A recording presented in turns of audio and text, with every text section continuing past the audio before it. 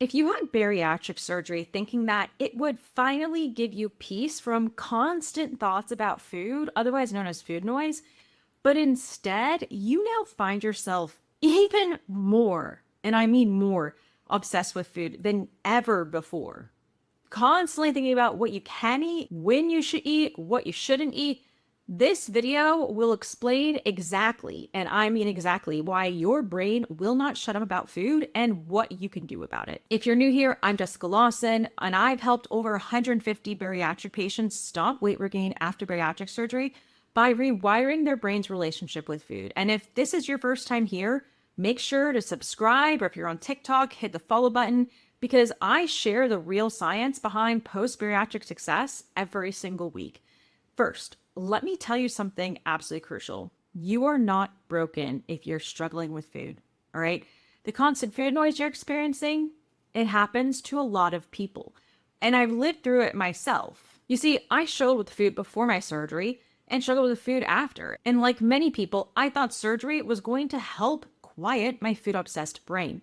But for months afterwards, I was thinking about food more than ever. And here's what nobody tells you before your surgery or after your surgery too, is that surgery was just on your stomach, but it didn't touch the brain patterns that drove you to be obsessed with food and to overeat and gain the weight in the first place. Look, this isn't fun to hear, but the reasons why you were obese and overweight don't go away just because you had surgery. If you were overeating because of emotions, because of stress, because of food and food addiction, you got to do something, all right?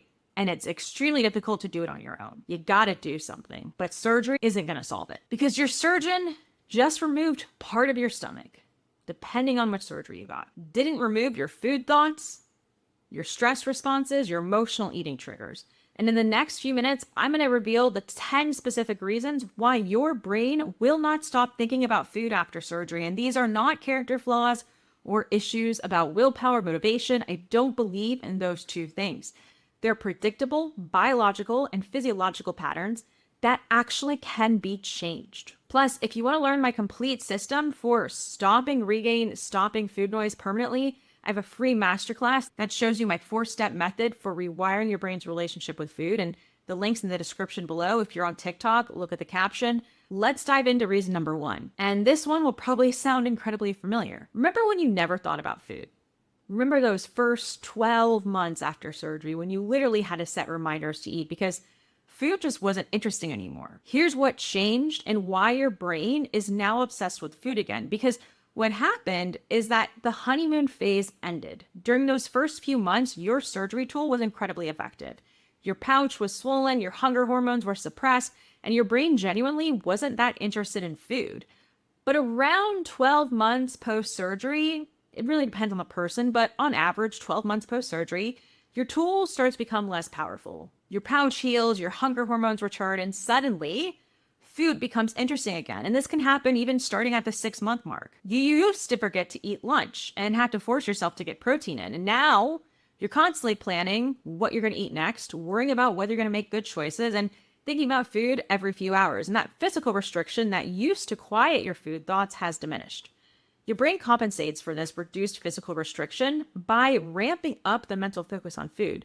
It's like your brain now thinks, well, if my stomach isn't going to control this anymore, I better stay constantly vigilant. And the result, more food thoughts, not fewer. Reason number 2 is something that most people don't even realize is even happening, but it's absolutely destroying your mental energy and creating more food noise every single day. Because every day of the year, you're making over 200 food-related decisions. And I know that sounds like a ton, but it's true. And each one of those is draining your cognitive resources, especially as you go through the day. And decision fatigue is real, and it's about exhausting your brain. Think about it. You ask yourself, what should I eat for breakfast? Do I have time for a snack? What's for lunch? Should I eat this? Should I eat that? Is it too much food? Is it not enough food? Not enough protein? What about dinner? Every choice, no matter how small, uses up your mental energy. And your morning starts with choosing breakfast. Then you're deciding about mid-morning snacks, planning lunch while you're still eating breakfast, wondering if you should have that afternoon protein bar, thinking about every single bite. And by evening, which is where most people get the most amount of food noise and stress the most, your decision making muscle is completely exhausted. Here's the paradox: the more food decisions you make, the more your brain thinks about food. Mental exhaustion actually leads to more food thoughts, not fewer, because your tired brain starts looking for the easiest, fastest decisions, which usually involve food. Reason number 3: your brain's like a detective, constantly scanning your environment for food cues, and they're everywhere. We live in America. Food is everywhere, okay?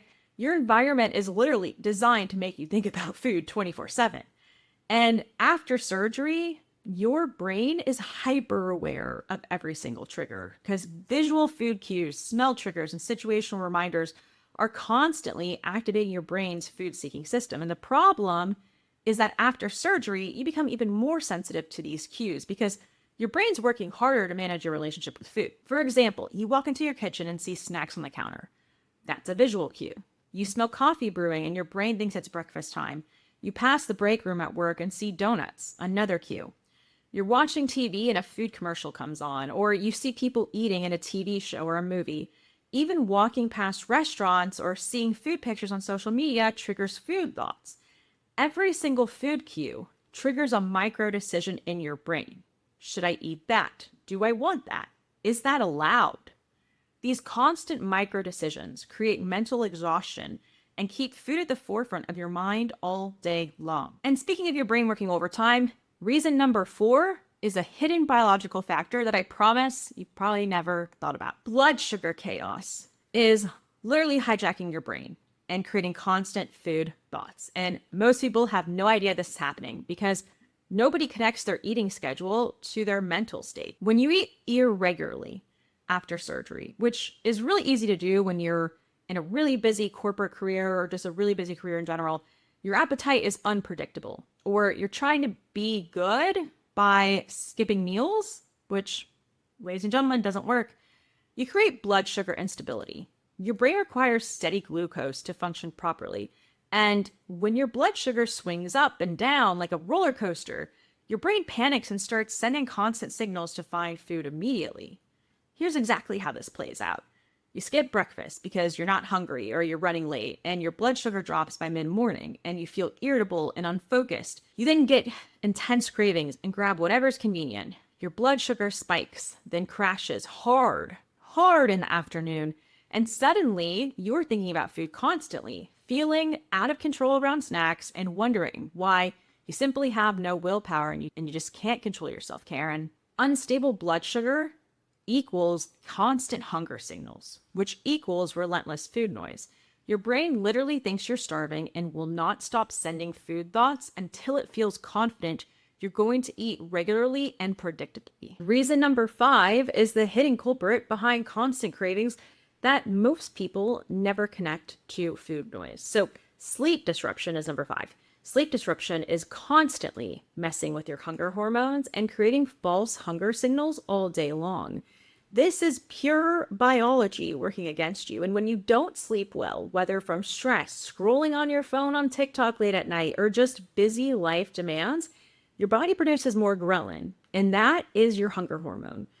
And also produces less leptin, which is your fullness hormone. This hormonal chaos makes your brain think that you're hungry, even when your stomach isn't empty, and interprets fatigue and brain fog as a direct need for energy through food. So maybe you stayed up late night doom scrolling or binge watching Netflix. You woke up feeling groggy and irritated, and all day long, your brain is sending signals that feel exactly like hunger, but are actually fatigue wearing a disguise. You find yourself thinking about food constantly, craving quick energy from high-fat, high-carb foods like sugary or salty snacks, and feeling like your appetite is completely out of control when really your sleep schedule is the culprit. Hormone confusion equals your brain constantly seeking energy through food instead of rest. So when your fullness and hunger signals are scrambled by poor sleep, your brain defaults to thinking about food as the fastest solution to feeling tired, sluggish, or low energy. Reason number 6,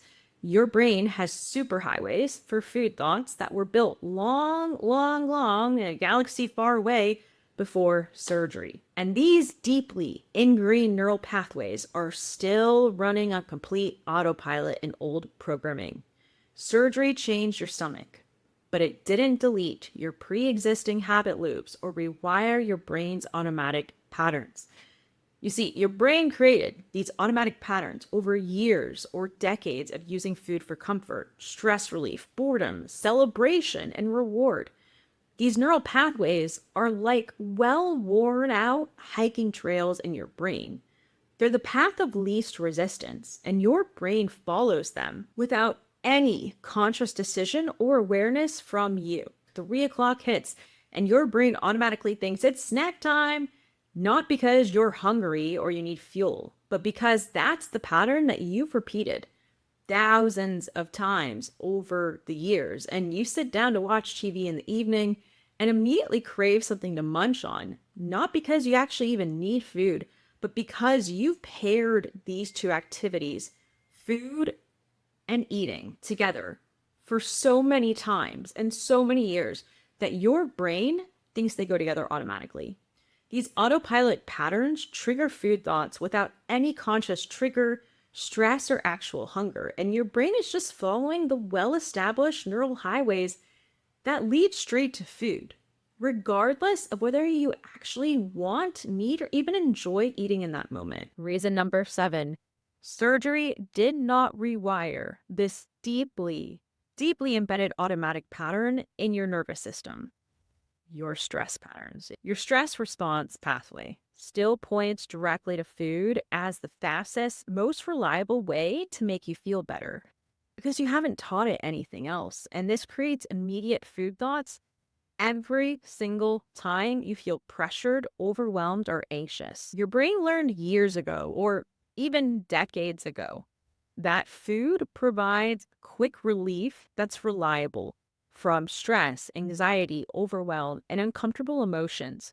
Surgery changed the capacity of how much food you could hold in your system, but it didn't change the automatic stress to food response that's deeply embedded in your nervous system and has been reinforced thousands of times. Let's say a work deadline hits, and before you even consciously realize that you're feeling stressed, your brain's already thinking, hey, Jessica, food is going to help with this feeling. Or maybe you get an overwhelming email or a difficult phone call, and your first automatic thought is about that snack in your desk drawer or what you're going to eat when you get home. The stress-food connection is immediate, automatic, and feels completely natural. In every stressful moment, and there are dozens, and I mean dozens of them throughout the day, every stressful moment triggers food thoughts as your brain's default go-to coping mechanism. And this means that your daily stress level directly correlates to how much food noise and mental food chatter that you experience throughout the day. Reason number 8, surgery could not touch this part of your brain where emotions automatically translate into food thoughts. Every single feeling that you experience, whether positive or negative, can still activate the exact same emotional eating triggers that you had before surgery, just in smaller portions. Your brain has deeply established, well-worn connections between emotions and food that were created over many years. Celebration equals food reward, like your birthday. Sadness equals food comfort. Boredom equals food entertainment. Anxiety equals food soothing. Excitement equals food sharing. And these emotional to food pathways weren't altered or addressed by your surgery at all. Let's say you have a great day at work or receive good news, and your brain immediately thinks, I deserve a treat to celebrate this win. Or on the flip side, you have a frustrating day or you feel disappointed about something, and your brain automatically thinks, food will comfort me and make this difficult feeling more bearable. Or maybe you're bored on a Sunday afternoon with nothing planned, and your brain starts scanning for something interesting to eat, not because you're hungry, but just because food equals entertainment and stimulation. Every emotion that you experience becomes an automatic food decision point. Since you experience dozens of different emotions throughout any given day, your brain's constantly generating food thoughts as immediate reflective responses to whatever you're feeling in each moment. Number 9, high achievers and busy professionals have a unique challenge that dramatically amplifies food noise.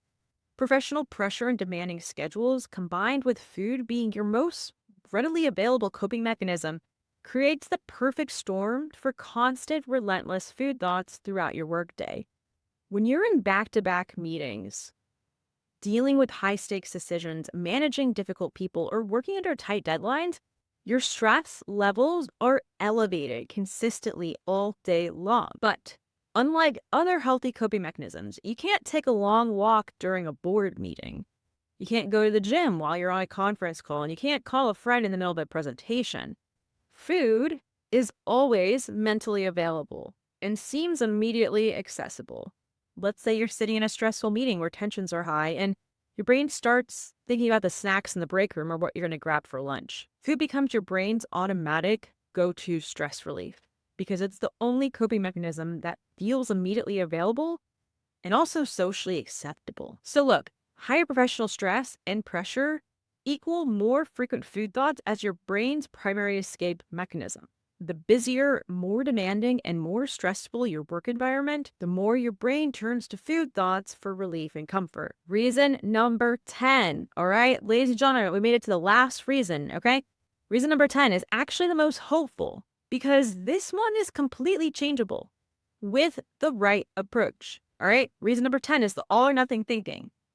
And you might be thinking, what is that? Well, it's that rigid, good food versus bad food mentality that is paradoxically creating way more food obsession and mental preoccupation, not less. Because when you label foods as allowed or forbidden, good versus bad, your brain becomes hyper aware of everything in the forbidden category. Restriction creates intense mental focus and preoccupation, and it's exactly like when someone tells you not to think about a pink elephant. Suddenly, that's literally all your brain can focus on, which is probably what you're thinking about right now. And you can't stop thinking about pink elephants. Maybe you tell yourself, I can't have cookies or desserts off limits today. Suddenly, you're thinking about cookies and desserts constantly throughout the day. Or you see a dessert menu at a restaurant and spend significant mental energy debating whether you should or shouldn't even order something sweet. The restriction itself, the mental rule making, keeps food at the absolute center of your thoughts all day long. And your restriction mindset and food rules increase food thoughts because your brain is constantly monitoring, policing, and making decisions about what you can and what you can't have. The mental energy spent on food rules and self-control actually creates more food noise, not less. Now, if you identified with 5, 6, 7, 8, or even all 10 of these reasons, I want you to know something important. You're completely normal. This is not a character flaw, a willpower problem, or evidence that something's wrong with you, or that you're different from anyone else who had surgery. In fact, you're more similar than different. Because these are all predictable biological and psychological brain patterns that happen to the majority of people after bariatric surgery. And your brain is actually working exactly as it's designed to work. It's trying to keep you safe and fed based on old programming that surgery could not change. The amazing news is that every single one of these patterns can be changed and rewired because your surgery gave you a great way to change your body. But now you need to train your brain to use that tool effectively. And your brain's neuroplastic, which means it can literally create new pathways and shut down old ones with the right approach. If you don't know what you're doing, it's going to take a heck of a lot longer. If you're ready to become someone who doesn't constantly think about food, someone whose brain is quiet and peaceful around food instead of noisy and obsessive, then I want to invite you to apply for my coaching program, where I teach you how to rewire every single one of these 10 patterns. This is not about learning more willpower techniques or fitting another meal plan. I don't do that. It's about fundamentally rewiring your brain's relationship with food so that healthy choices that fuel your body, become automatic. Food thoughts become quiet, and you can focus your mental energy on what actually matters to you, your family, your career, your goals, your life. If you're tired of food controlling your thoughts, if you're exhausted from the mental chatter about what you should and shouldn't eat, and you're ready to become someone who genuinely has food freedom, not someone who's constantly fighting cravings, but someone who simply doesn't have them anymore? Then apply the link below. Or if you're on TikTok, apply the link in my bio. Make sure to subscribe and hit that follow button for more bariatric brain science videos and practical strategies every week. And let me know in the comments, which of these 10 reasons hit home most for you? I'd love to hear which one made you think, yes, you're in my brain. That's exactly what's happening to me. I'll see you in the next video.